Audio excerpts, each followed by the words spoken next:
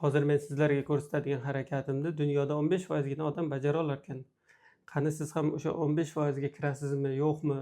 Tekshirib ko'ramiz. Bu harakat mana bunaqa qilinar ekan.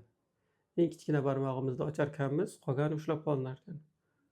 Va ko'rsatkich barmog'imiz. Va keyingi harakat qaychi. Sal qiyin, lekin o'xshasa bo'lar ekan.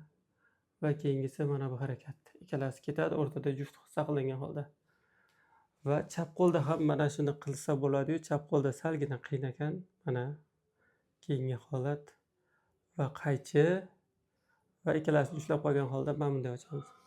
Ana endi agar miyani ikkala yarim shari ham ishlasa, faol ishlasa, ikkalasini birdan bajara olish ham mumkin ekan. Mana birinchi harakat, ikkinchi harakat, uchinchi harakat va to'rtinchi harakat. Agar sizda ham o'xshasa bu harakatlar, kommentariyaga yozib keting, menda o'xshadi. Qizlarda ko'p o'xshaydimi, o'g'ilbolarda ko'p o'xshaydimi? Qani tekshirib ko'ramiz.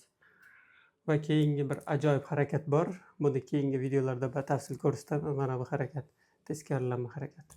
Buni keyingisida to'liq o'rgatib ketaman qanaqa bajariladi. Bu ham ikkala miya yarim sharlarini faol ishlayotganini tekshiradigan mashq.